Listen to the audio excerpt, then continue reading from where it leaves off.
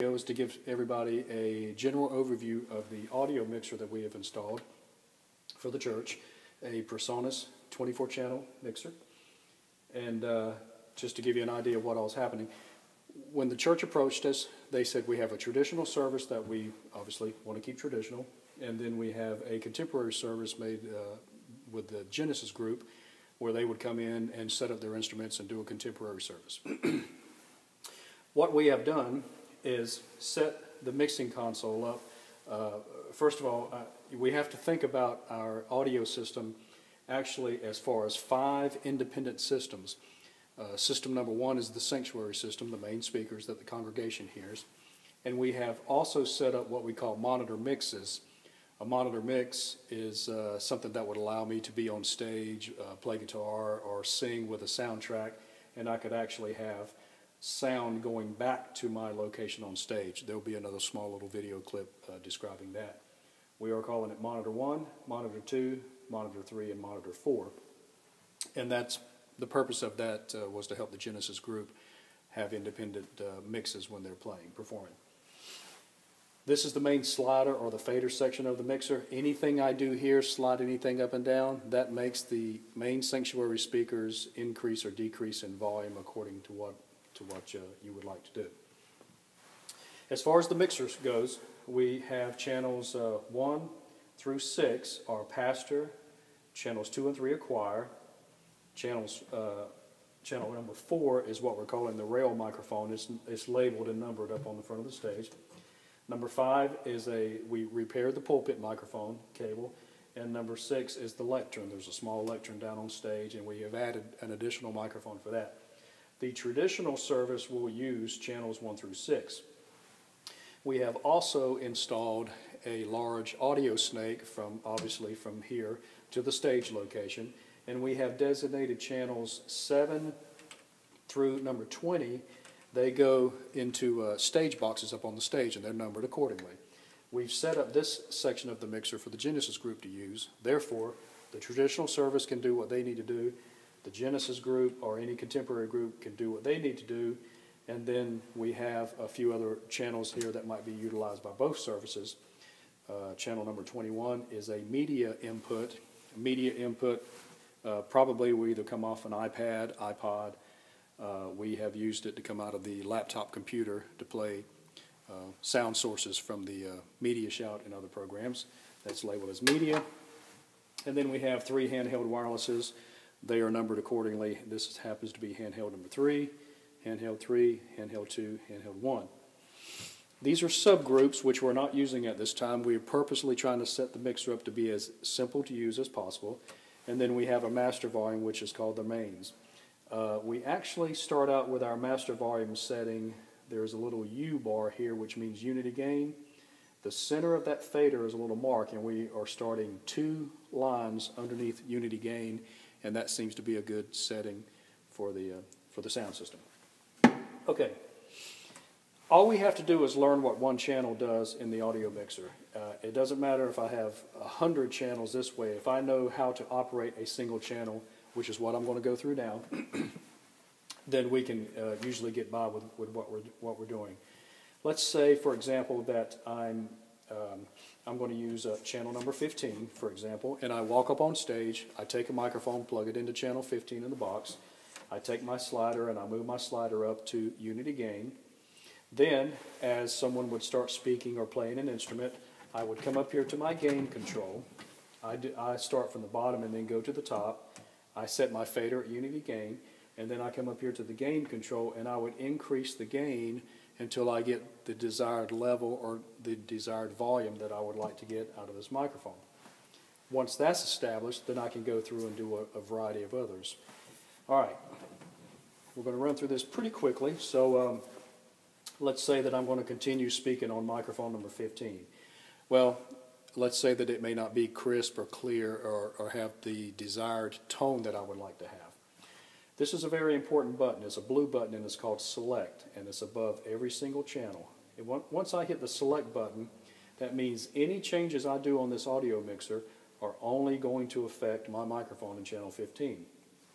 Therefore, if I'm singing, I may like to have a little treble or a little bass, or maybe take out a little mid-range out of my voice.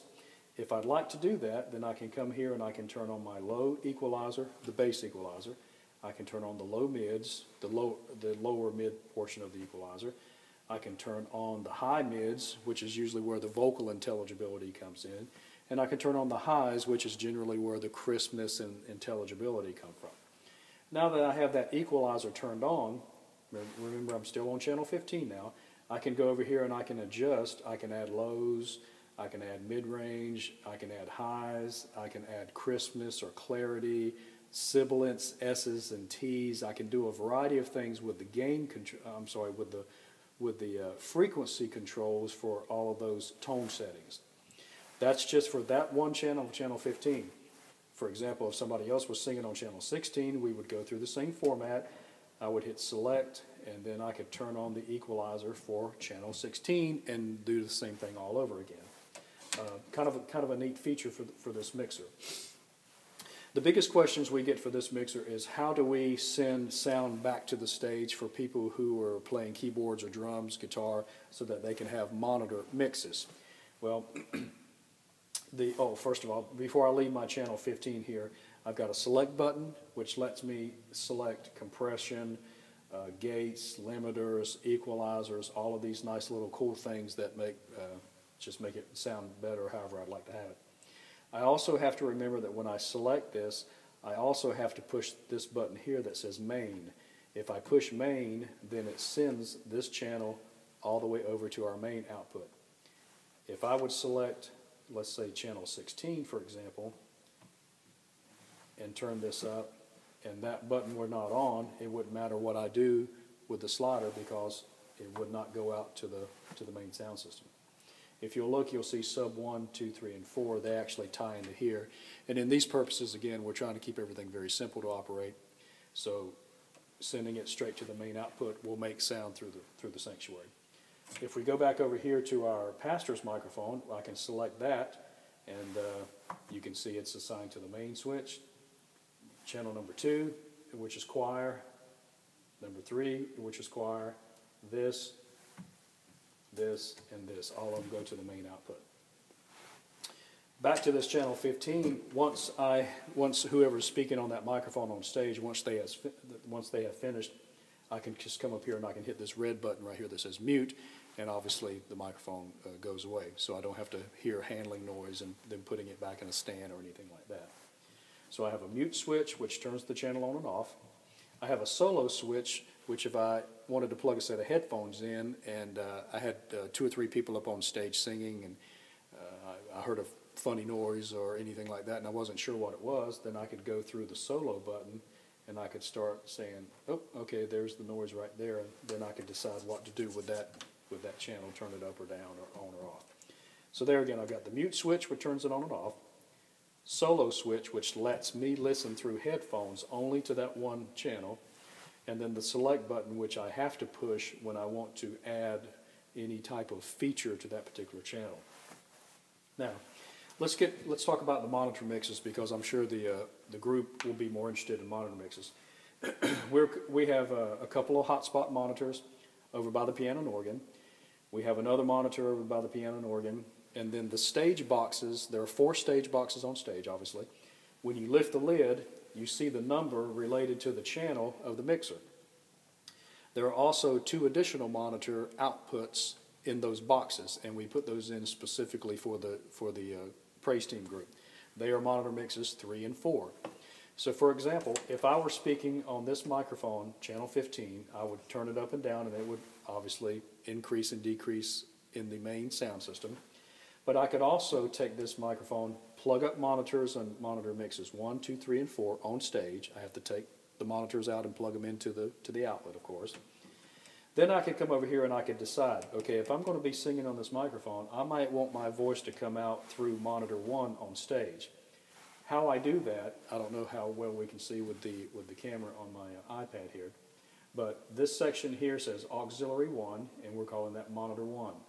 This section here says auxiliary 2, and they're labeled monitor 2, monitor 3, monitor 4, and then from this point on we're not using any additional. This is 5, 6, 7, 8, 9, 10, we're not using any of that in this particular setting. Going back to my monitor mix, let's say again that I'm speaking on channel 15 and I would like to turn up microphone 15 into monitor mix number 1. Well, I come over here to the select button. Remember, the select button is what lets me do anything I want to do to that particular channel or group. Then I push my select button, and then I push mix, and as soon as I push my mix, it tells me what channel or what channels are actually turned up in monitor mix 1. For example, when I push mix, the pastor's mic came up a little bit, which that tells me that his headset mic currently is going through monitor mix number 1. For some reason, there's a little bit of the pulpit in mix 1, which is fine.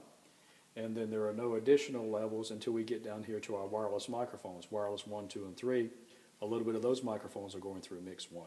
So, going back to my testing channel of channel 15 here, if I would like to add my channel to monitor mix 1, I'll start over again. I hit select, mix, and now I come up here to my channel 15 and I just turn my microphone up in monitor 1. Same thing with monitor 2.